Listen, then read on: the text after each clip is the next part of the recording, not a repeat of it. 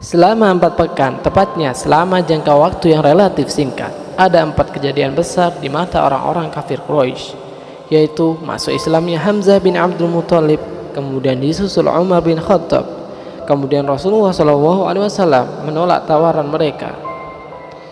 Kesepakatan bersama yang dijalin Bani Abdul Muthalib dan Bani Hashim untuk melindungi Rasulullah SAW dari kejahatan kaum kafir Quraisy. Mereka menggunakan segala cara.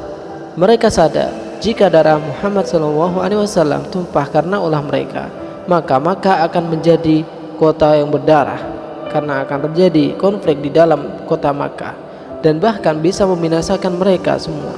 Karena menyadari hal ini, mereka beralih ke bentuk kedzaliman yang lain, bukan pembunuhan tetapi dengan sasaran yang sama. Akhirnya mereka berkumpul di perkampungan Bani Kinanah untuk membuat kesepakatan bersama menghadapi Bani Hashim dan Bani Abdul Muthalib, yang isinya larangan menikah, berjual beli, berteman, berkumpul, memasuki rumah, berbicara dengan Bani Hashim, kecuali jika mereka sukarela menyerahkan Rasulullah SAW untuk dibunuh. Untuk keperluan ini, mereka menulis di atas lembar papan berisi kesepakatan dan ketetapan untuk tidak menerima perjanjian dari Bani Hashim, dan tidak perlu ambil pusing dan tidak perlu peduli terhadap keadaan mereka sebelum mereka menyerahkan beliau SAW untuk dibunuh. Pada akhirnya piagam itu selesai dibuat, lalu papannya digantungkan di tembok bagian dalam Ka'bah. Setelah mendengar rencana kaum kafir Quraisy, Abu Thalib kemudian bersama-sama dengan Bani Hashim dan Bani Abdul Muthalib, mereka bekerja sama untuk melindungi Rasulullah SAW dari kejahatan kaum kafir Quraisy. Pemboikatan itu benar-benar ketat. Cadangan dan bahan makanan sudah habis, sementara orang-orang musyrik tidak membiarkan bahan makanan yang masuk ke Makkah atau barang yang hendak dijual, melainkan mereka langsung memborong semuanya, hingga keadaan Bani Hashim dan Bani Abdul Muthalib benar-benar mengenaskan dan sangat-sangat kelaparan. Akhirnya mereka hanya bisa memakan dedaunan dan kulit binatang.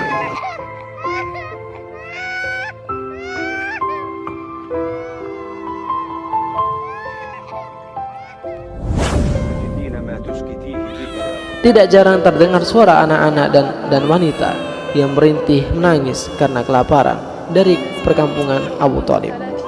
Kalaupun ada bahan makanan yang bisa masuk, maka itu dilakukan dengan cara sembunyi-sembunyi, dan mereka tidak bisa keluar dari perkampungan untuk membeli segala keperluan kecuali pada bulan-bulan suci. Mereka bisa membeli bahan makanan dari kafilah yang datang dari luar Makkah, tetapi jika sudah jatuh ke tangan penduduk Makkah, maka harganya akan melambung sangat tinggi sehingga mereka tidak akan sanggup membelinya. Hakim bin Hizam pernah membawa gandum untuk diberikan kepada bibinya Khadijah radhiyallahu anha. Namun Abu Jahal memergokinya, menggondeli untuk mencegahnya. Lalu Abu Bakhtari datang untuk menerai keduanya, hingga Hakim bisa membawa gandum itu untuk diberikan kepada bibinya. Sementara itu, Abu Thalib selalu khawatir terhadap keadaan Rasulullah SAW. Jika semua orang sudah berbaring di tempat tidurnya, maka dia akan menyuruh beliau untuk tidur di atas tempat tidurnya, sehingga dia bisa tahu jika ada seseorang yang hendak menikam beliau dengan sembunyi-sembunyi. Jika semua orang sudah tidur, dia menyuruh salah seorang anaknya, saudara atau kerabatnya untuk tidur bersama beliau, juga memerintahkan sebagian di antara mereka untuk membawa serta tempat tidurnya. Tetapi Rasulullah SAW bersama orang-orang muslim tetap keluar pada masa musim haji untuk menemui orang-orang yang menyeru kepada Islam.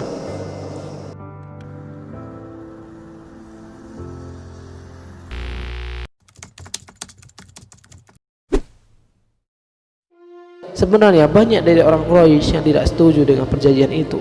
Di antara mereka ada yang pro dan di antara mereka ada yang kontra.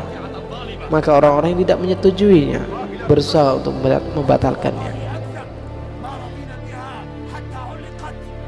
Kemudian terjadi perdebatan panjang yang akhirnya diputuskanlah untuk membatalkan pemboikotan terhadap Bani Hashim.